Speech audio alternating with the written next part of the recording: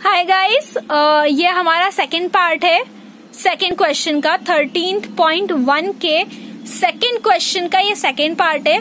First part में मैं आपको बता देती हूँ, हमने डायग्राम बनाना देखा था एंड देन हमने सिलेंडर की और हेमिस्फेरिकल वेसल की, बर्तन की, दोनों की हाइट निकाली थी। और सेकंड पार्ट में हमें देखना है कि हम कैसे इनर सरफेस एरिया निकालते हैं। सो इनर सरफेस एरिया निकालने के लिए हमें दोनों ही शेप का कर्व्ड सरफेस एरिया पता होना चाहिए। अब आप पूछेंगे कर्व सरफेस एरिया क्यों? तो कर्व सरफेस एरिया इसलिए क्योंकि आप देखिए डायग्राम में ये जो सरफेस बन रही है ये कर्व्ड शेप में है और ये भी जो सरफेसेस बन रही है ये भी आपस में कैसी है, कर्व्ड शेप में है।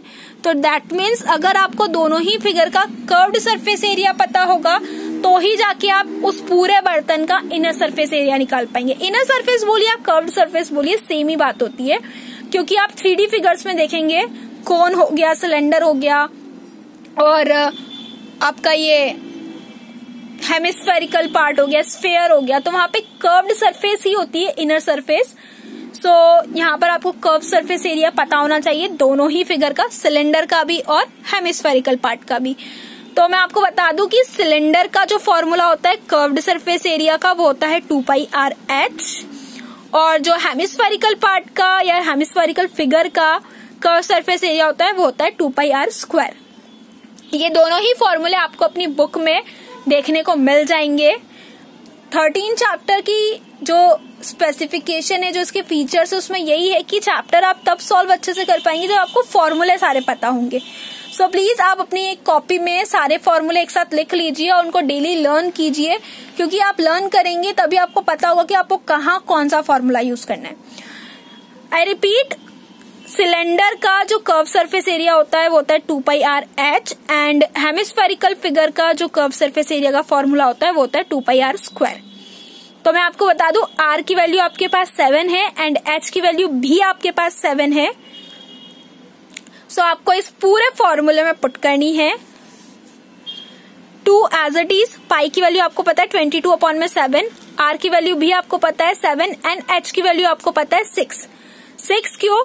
क्योंकि हम यहाँ सिलेंडर की बात कर रहे हैं, तो हमने सिलेंडर की हाइट निकाल ली थी 6 सेंटीमीटर। ये सिलेंडर की हाइट है, height of cylinder 6 centimetre. So cylinder वाले फॉर्मूले में हमने हाइट की जगह पर क्या रखा है, 6। नाउ अगर हम हेमिस्फेरिकल पार्ट का फॉर्मूला देखें तो 2 एज इट इज, पाई की वैल्यू अगेन 22/7, रेडियस हमें पता है, हमने 7 सेंटीमीटर निकाली थी, r² है दैट मीन्स 7 2 बार लिखा आएगा, r³ होता है यहाँ पर तो हम 3 बार लिखते। सो यहाँ r² है तो हम यहाँ 7 2 बार लिख रहे। नाउ अब इसमें कोई कैंसिलेशन कैसे करना है हमने, तो हमने पूरा फिगर एज इट इज वापस उतार लिया एंड आप देखिए इस 7 से हमने इस 7 को कैंसिल किया एंड इस 7 से हमने इस 7 को कैंसिल किया। आई रिपीट, फर्स्ट 7 से हमने न्यूमरेटर के फर्स्ट 7 को कैंसिल किया एंड डिनोमिनेटर के सेकंड 7 से हमने न्यूमरेटर के सेकंड 7 को कैंसिल किया। अब यहाँ कैंसिल होने के लिए कुछ नहीं बचा है, हमें डायरेक्ट मल्टीप्लाई करना पड़ेगा। तो यहाँ हमारे पास बचा है 2 × 22 × 6 प्लस 2 × 22 × 7। सो जब हम इतने पूरे पार्ट का मल्टीप्लीकेशन करते तो हमें 264 मिलता है और जब हम इतने पूरे पार्ट का मल्टीप्लीकेशन करते हैं तो हमें 308 मिलता है। दैट मीन्स आप समझ सकते हैं 22 2s are 44 and 22 2s are 44, तो आपके पास बनता है 44 × 6 प्लस 44 × 7। तो 44 का टेबल आप 6 टाइम्स बोलते हैं तो 264 आता है एंड 44 का टेबल जब आप 7 टाइम्स बोलते हैं तो 308 आता है। एंड जब आप इन दोनों को ही प्लस करते हैं तो आपके पास आता है 572 सेंटीमीटर स्क्वायर। सेंटीमीटर इसलिए क्योंकि यूनिट्स आपकी सारी सेंटीमीटर में चल रही एंड हम निकाल क्या रहे हैं, एरिया। तो ये बात मैंने आपको फर्स्ट क्वेश्चन में भी समझाई थी कि जब भी आप एरिया निकाल रहे हो, चाहे किसी भी फिगर का निकाल रहे हो, तो यूनिट के साथ लगता है स्क्वायर, और अगर यहाँ पर आपको वॉल्यूम फाइंड आउट करना होता तो वॉल्यूम के साथ आप लगाते यूनिट में क्यू। तो इस फैक्ट को अच्छी तरह से ध्यान में रखिएगा क्योंकि इतनी छोटी छोटी गलतियों के भी मार्क्स कट हो जाते हैं मैथ्स में।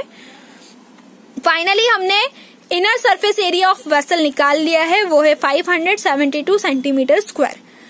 अगर आपको इनर सरफेस एरिया निकालने में कोई भी प्रॉब्लम है या फॉर्मूला हमने कैसे पुट किया, कैसे सॉल्व किया, कैसे कैंसिलेशन किया, उसमें कोई भी क्वेरी है, कोई भी डाउट है, तो आप मुझसे कमेंट सेक्शन में कमेंट करके पूछ सकते हैं। आई होप आपको ये समझ में आ गया हो। तो आप प्लीज क्वेश्चन 3 एंड क्वेश्चन 4 के लिए ट्राई कीजिएगा। अगर आपको नहीं आता है तो मैं नेक्स्ट वीडियो में क्वेश्चन नंबर 3 का सॉल्यूशन आपको प्रोवाइड कर दूंगी। Thank you.